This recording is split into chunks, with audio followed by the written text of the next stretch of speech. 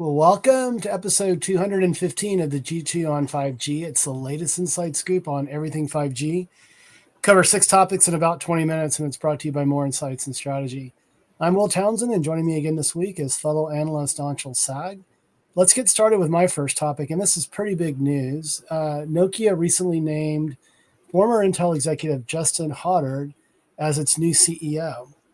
So apparently, Pekka Lundmark, who has been CEO at Nokia since 2020, made the decision to move into an advisory role, move to the board, and Mr. Hotard is going to take over on April 1st. And this is big news, but I think the timing is serendipitous for Nokia. We've talked about Nokia, what they're doing with autonomous networks, how they're going after data center business. I mean, a few years ago, the company refocused its efforts on enterprise.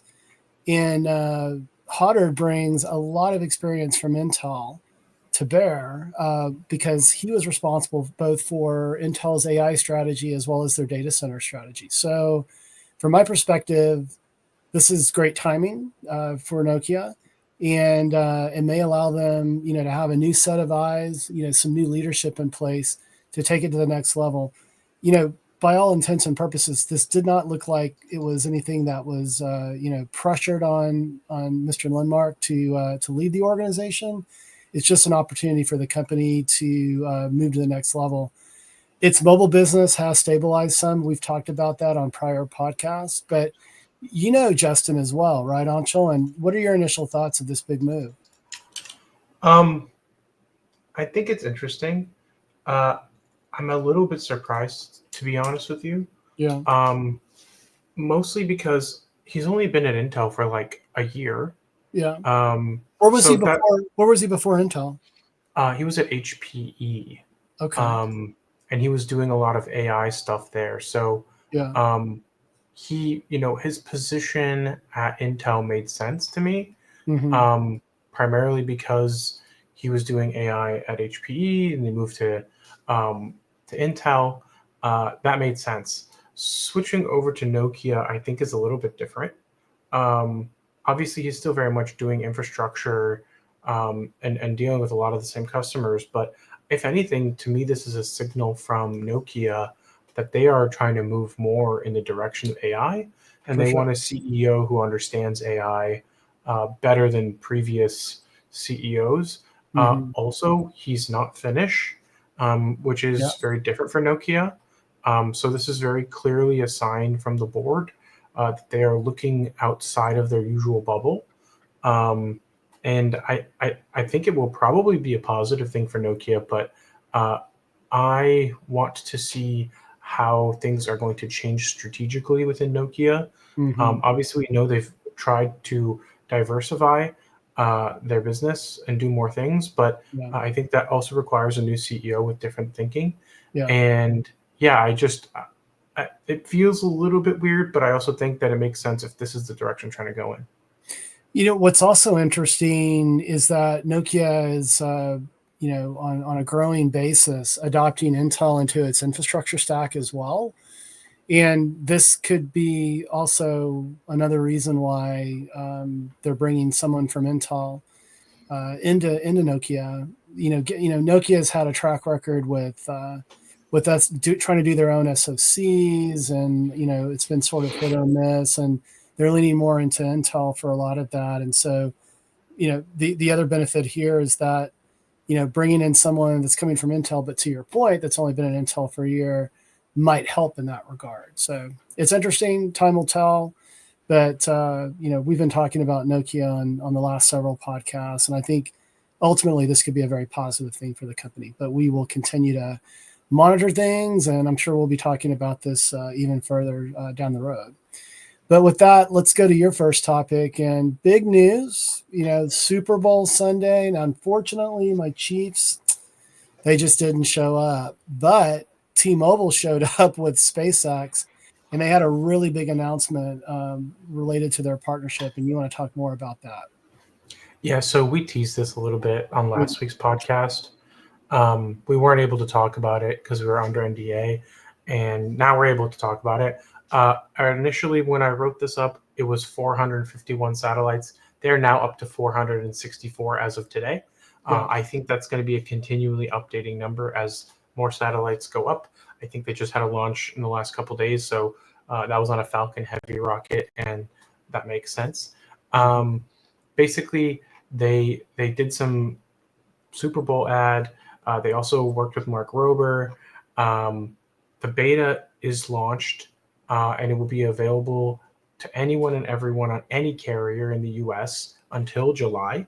Up until that point, it will then be a $15 a month service for T-Mobile customers and $20 a month service for non-T-Mobile customers. And you and I have pretty much gone over all the details. I plan on actually doing a write-up about this.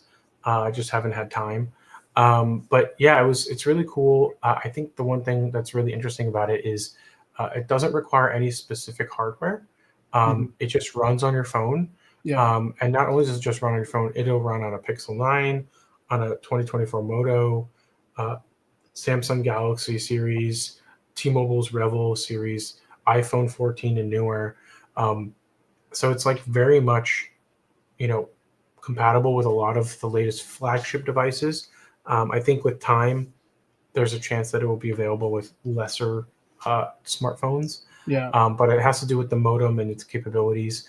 And they work really closely with AT&T.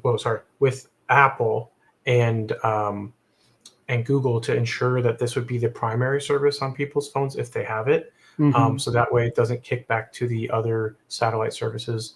And T-Mobile's basically wants to have as many possible customers on this as they can to enable its capabilities. The network will continue to improve and add features. So it starts out with messaging, and then we'll move over to data, voice, potentially video at some point.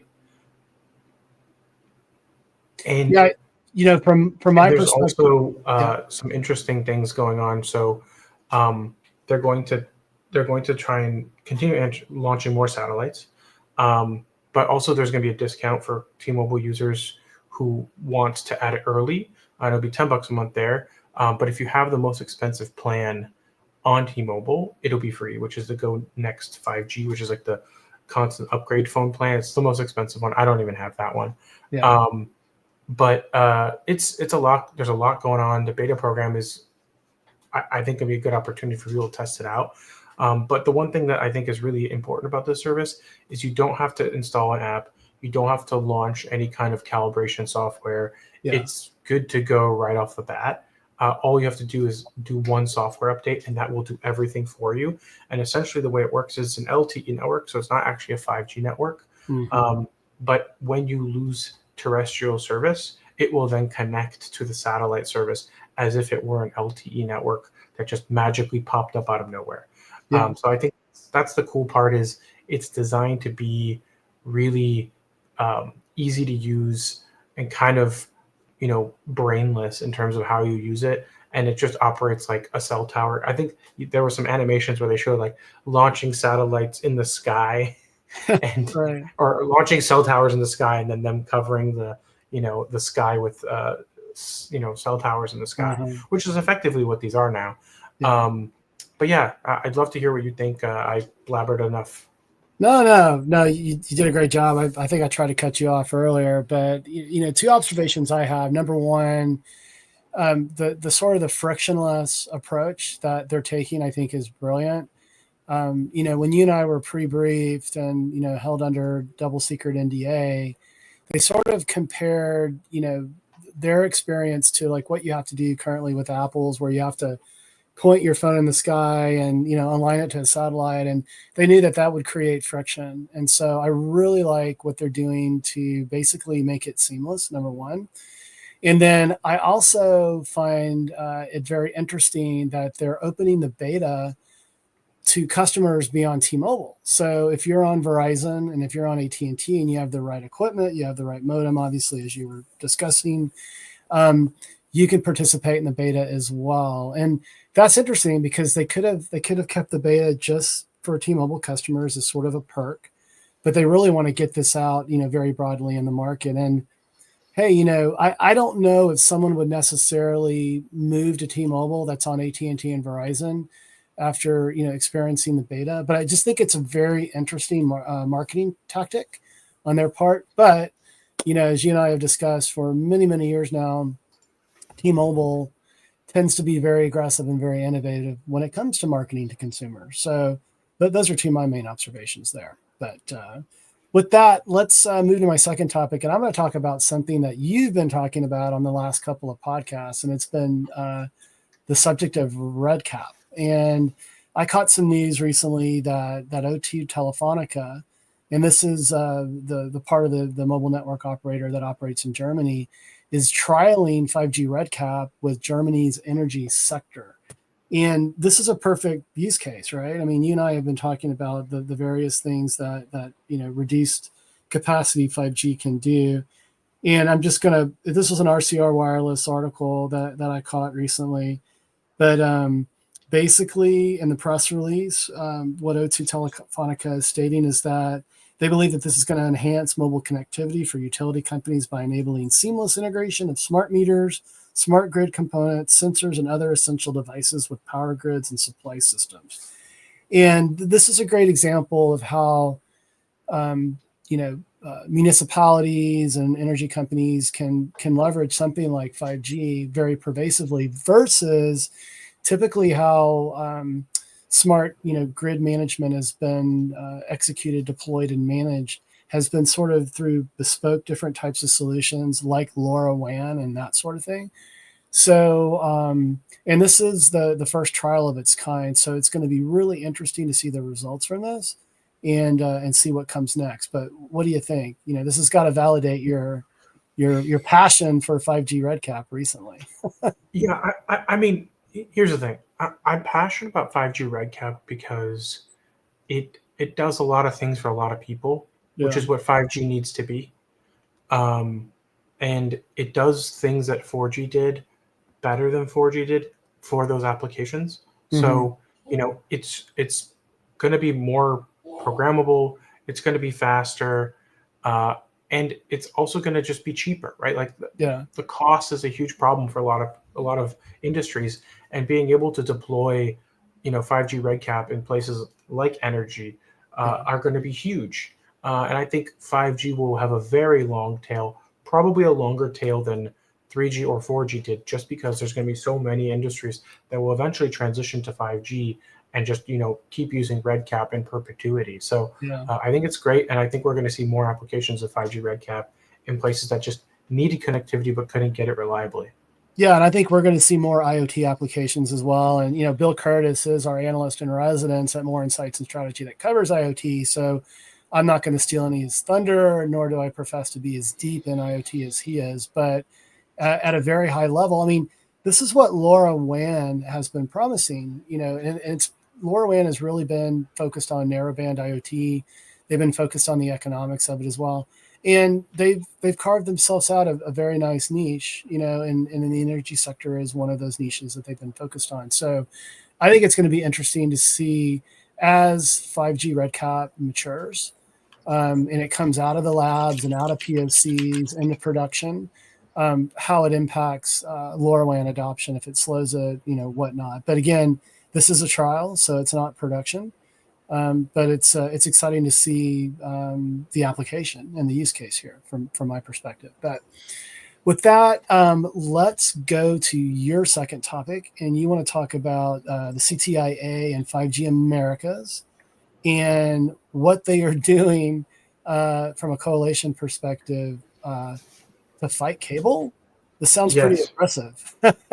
So the truth is, CTIA doesn't have cable operators. They're a mobile operator business. So They are that's one thing to consider. right. Also, 5G Americas Little is, biased, right? Little biased. Yeah. yes, and so is 5G Americas. They're focused on cellular operators. Right. So this is a specific lobbying organization for spectrum for broadband competition.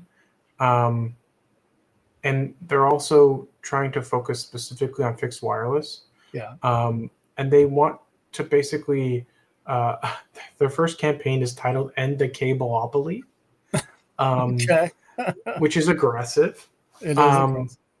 but truthfully, um, they have shown time and time again that fixed wireless is creating real competition for cable, Yeah. and that the cable industry has been inherently anti-competitive in so Right. many ways. Oh, Um, for sure. and if you look at how quickly these cable operators suddenly have friendly pricing when they have competition, it's amazing and it's awful. And I think it's just one of those things where uh, there was this hope and dream that AT&T Uverse was going to do that with a Right. lot of these cable operators, and in some places it did. But Google Fiber also tried to do the same thing, and in some places it did. But Right. fiber is expensive to dig, and it hasn't really manifested itself particularly well. However, I will say in places where AT&T fiber exists, cable is much more affordable and Yep. pricing is much more competitive. So, Isn't that crazy? um, I think fixed wireless is a good alternative to that, where fiber might not be deployable or the economy of scales don't work, whatever it might be. Nevertheless, we know fixed wireless is working because one, Spectrum and Cox and Charter and Comcast are actively, fighting T-Mobile fixed wireless and Verizon fixed wireless services, and Yeah. they have ad campaigns against them. And let's be real, if it wasn't working, they wouldn't have those ad campaigns. So, Exactly. um, and we see the subscriber numbers keep growing for fixed wireless. That said, there are weaknesses of fixed wireless, cell coverage being one of them. Right. Um, but there are a lot of places where having a router in the window may not be ideal. Um, and I think it's not the end all be all solution to all problems, but I do Well, think having more options, more solutions available to people.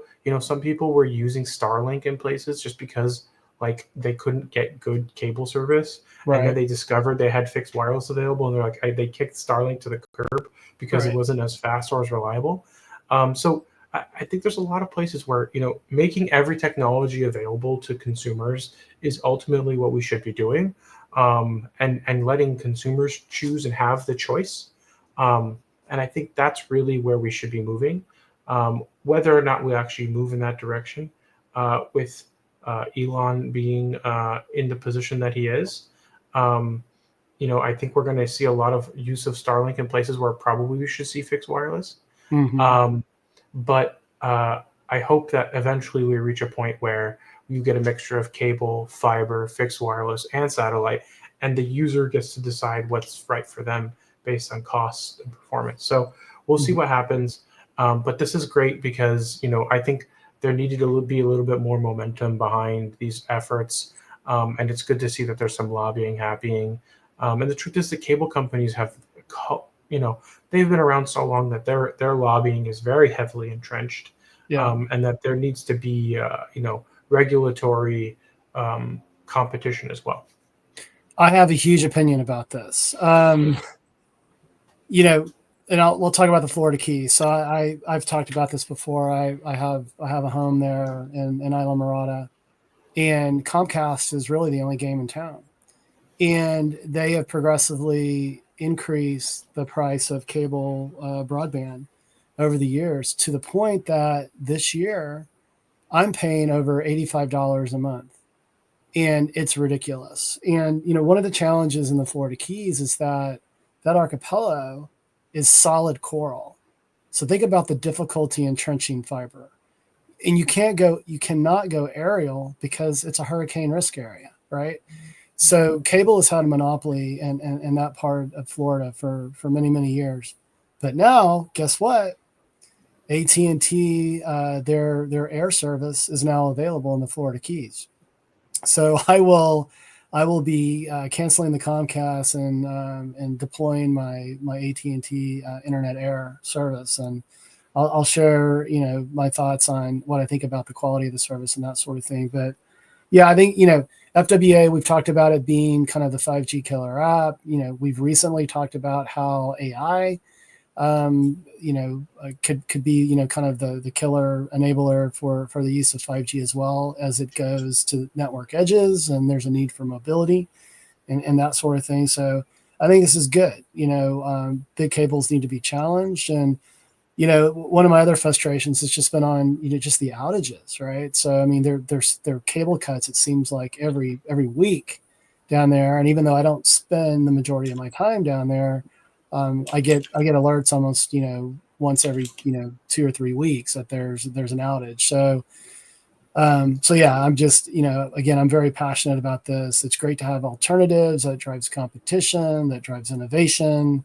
I'm hoping at some point we get fiber, but it may be quite some time before we do. But anyway, that's my opinion on things. So, but I'll be a lot more succinct on my third and final topic. I want to talk about Ericsson and what they're doing to deploy a private cellular network across 68 Texas counties. And as our viewers and listeners, our regular viewers and listeners know, I live in Bastrop, just outside of Austin. I'm a Texas native. I've actually talked about this on a prior podcast. So this is what the Lower Colorado River Authority and what they do to manage energy and water and that sort of thing. So about a year and a half ago, there was a very small pilot to determine the feasibility of doing this. Well, now this is the news that it is going into production. So this is pretty exciting. Again, Ericsson is going to lead this, and this is going to happen, over the course of this year and next year. And it's a pretty large Texas utility. More than 30 retail utilities, 40 national parks are going to be covered by this private network. I'm personally excited about it because in Bastrop, I live near the Colorado River, and there's a lot of opportunity to fish and hike and do all of that. And even though we do have cell coverage, it is spotty at best along the river there. So I think it's exciting. It's a great use case and demonstration for the power of cellular networking just from a coverage perspective. What do you think, my friend? I mean, one of the challenges in national parks is just this. I mean, do you think this is something that we're going to see at the Grand Canyon, Yosemite, where you live in California? No, but yes. Okay. No, because I think the way you're talking about it sounds very consumer. Yeah. But this is a private 5G network, so I think this is mostly going to be for park rangers, for utilities, whoever might actually need to use connectivity for work purposes in those areas. It's decidedly back office support, but Yes, I do that's one of the things I envision. wanted to clarify. Yeah, but I do envision that at some point as capacity increases, that it could also be used by people that frequent parks and that sort of thing. Sure, you could pay for like a $5 day pass or something. Yeah. We could see that. I just maybe the operators will work together to boost coverage and things like that if it starts to be successful. We'll see. But I think this is an opportunity to improve coverage in places where it's not good, and increase applications. Maybe it offers emergency services. There's a lot of things I can think about with a private network that I think would be really useful.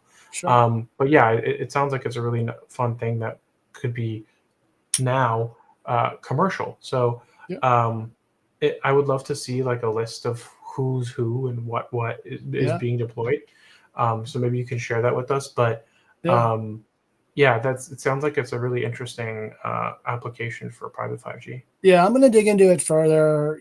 Ericsson does have a pretty large presence in North Texas, outside of Dallas, and I'm gonna be working with the team there to determine if I can get some time with the LCRA to learn more about this. Maybe do a field trip and report back on what I learned. So good stuff. Well, let's hit your third and final topic. And I know what I know a little bit about what you're going to discuss here, but you want to discuss Orange and its partnership with Mistral. With respect to AI use cases, and I know about it because I just got back from Amsterdam, and Cisco is also a part of all of this. But I don't want to steal any of your thunder and let you share the details with our viewers and listeners. Yeah, this is a big part of Europe's AI push, working with Mistral, which is obviously a European company as well. Honestly, France seems to be the most forward-thinking when it comes to AI in Europe. Yeah. Um, and Orange is a big French carrier, and Orange has 300 million customers worldwide. Orange is the carrier I use when I'm in France. Mm-hmm. Um, and yeah, I just think this is a really interesting collaboration. It's gonna take advantage of all of the different things that Mistral has to offer, and I think it will kind of bring together one of the world's leading operators with one of the world's leading AI companies to help Europe kind of catch up on AI. And I think this is one of the reasons why we maybe saw Europe kind of slow down on AI regulation as opposed to, plow forward, because I think they are realizing that it's a very fast moving space, and regulating it a little too aggressively too early is a mistake. Yeah. That's what I believe. I think we should have regulation. I think the Biden administration was doing a good job of trying to at least put some guardrails in place. But the reality is that things are moving fast, and I think it's great to see Orange being one of the leaders in partnering with Mistral. Doing stuff like generative AI, live intelligence, turnkey offerings, featuring the Codestall platform, Mm-hmm. um, which is their LLM, and then they're also going to do stuff with Orange Business, and yeah, it's really interesting. One thing I love is that they have a product called Lay Chat, which is Mistral's product, but it fits perfectly with Orange as well. Yeah. Um, Sorry, they call it Lay Chat Pro, but whatever. It's They still funny. chat. But yeah, I think this is a big deal for both companies, and it's a kind of like a vote of confidence in France's ability to be competitive. They, really, I agree with you. France is really leading the charge within the European Union on AI investigations. And it's smart because when you look at who's leading and driving the bus, it's really the United States, right? Obviously, with NVIDIA, with OpenAI, with all of these startups, Project Stargate, we've talked about that. But I got a question for you, Mistral. Can you spend just a little bit? I mean, can you spend a little bit of time on their depth? I mean, you talked about Gen AI, you talked about some other use cases. It's a company that our viewers and listeners may not be familiar with. Yeah, I mean it's probably one of the top AI LLM providers. Okay. Um, they have frontier models, they have AI infrastructure, Okay. they have AI tooling, they have Lay Chat. So they're doing all kinds of fundamental research on models, and they have different APIs to take advantage of that. And Hmm. most of the big French um, uh, companies are using them in one way or another. Okay. One of their most popular models is the Mistral 7B model, Okay. which is very, very performant, and can run on a lot of different devices, and is actually used for a lot of benchmarks. So it's a world class model, and they do a lot of fine tuning and distillation, and it's competitive with what OpenAI and Google are offering. It's maybe not necessarily always as performant, Yeah. but it's competitive up there. And their foundational models and their frontier models are quite good. But the big ones are Codestral and Mistral large. And then they also have a Mistral 3B and a Mistral 8B. So um, These are different parameter models, right? yes, Yeah. Yeah. yes. Yeah. And that's how big they sit on memory. So Yeah. obviously, you can't have a really large 100 billion plus parameter model sitting on a client device that has No. to sit in the cloud. Yeah. But yeah, I think they're the right choice for Orange, especially if you want to keep data within the borders and keep the regulatory scheme consistent. Yeah. Very cool. Like I mentioned, Cisco was a part of this announcement as well.